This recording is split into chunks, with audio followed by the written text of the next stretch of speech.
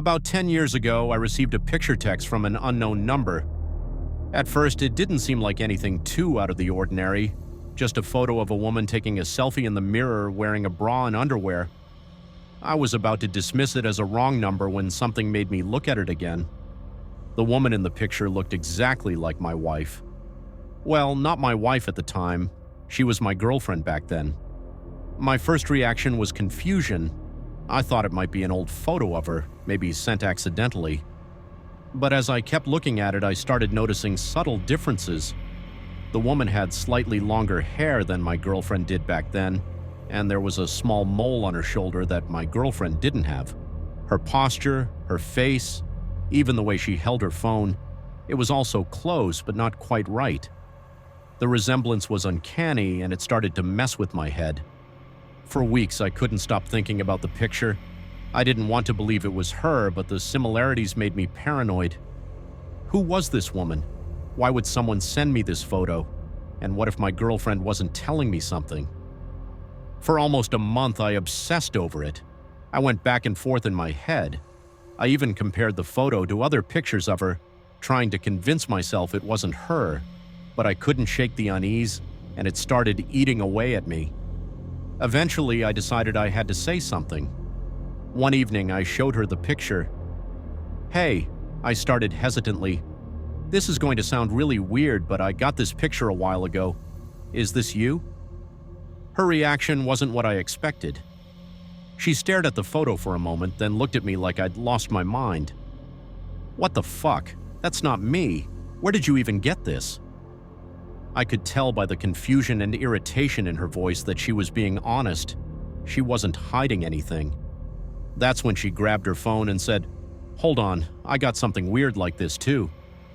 She scrolled through her messages and pulled up a photo she'd received around the same time I got mine. The moment she showed it to me, my stomach dropped. It was a picture of a man standing in front of a mirror wearing only his underwear, and he looked just like me. The same face, the same build, even the same slightly messy hairstyle I had at the time. But just like with the woman in the photo I got, there were tiny differences. His jawline was a little sharper than mine, and there was a small tattoo on his arm, something I've never had. "What the hell is this?" she asked, her voice tinged with panic. I didn't know what to say. We were both completely freaked out. The fact that we'd both gotten similar photos from strangers wasn't even the weirdest part. The numbers that sent the photos were almost identical, off by just a single digit. We sat there for hours trying to figure it out. Was it some kind of elaborate prank? But who would go to such lengths to find people who looked just like us and send us their photos? It didn't make any sense. We even considered calling the numbers back, but something about the whole situation felt too unsettling, too invasive to risk engaging with. Over the next few days, we couldn't stop talking about it. Every time we thought about the photos, it sent shivers down our spines.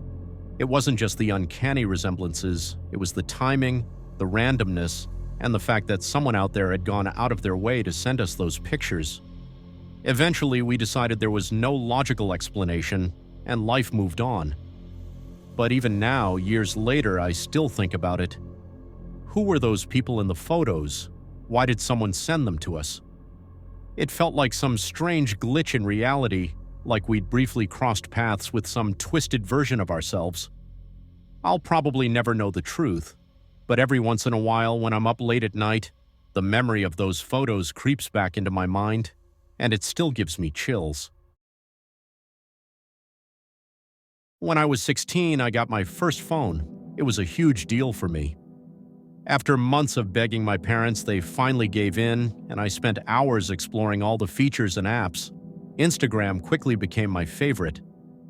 Like any teenager, I loved scrolling through posts, watching funny videos, and staying connected with friends. It felt like my little world.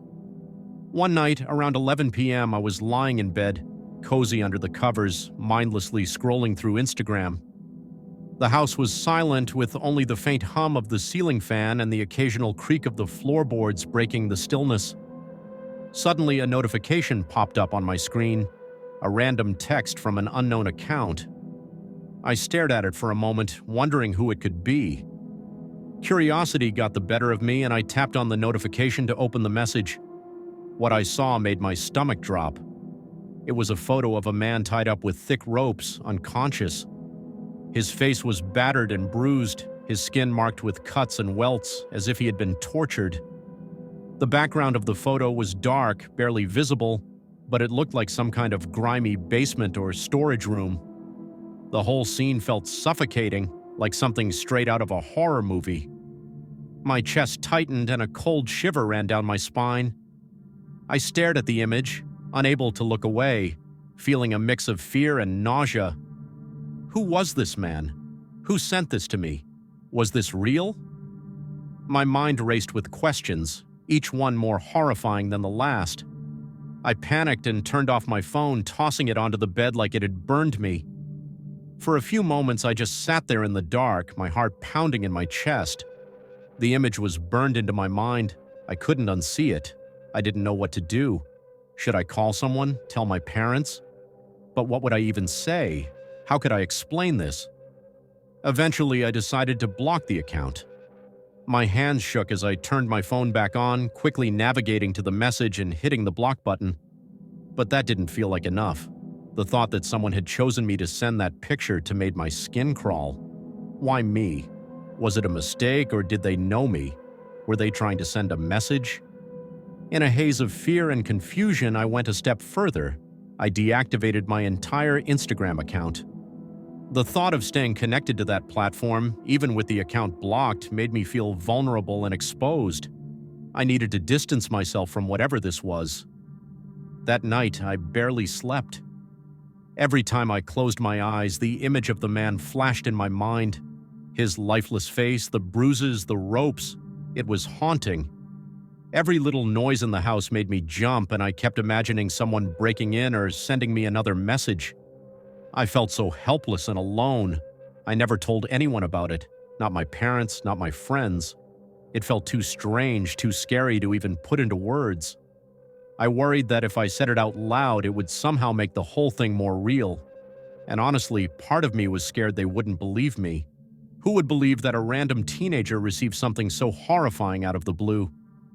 To this day, I don't know who sent that message or what happened to the man in the photo. Sometimes I think about it late at night and wonder if I should have done something, reported it, told someone. But the fear and uncertainty always stopped me.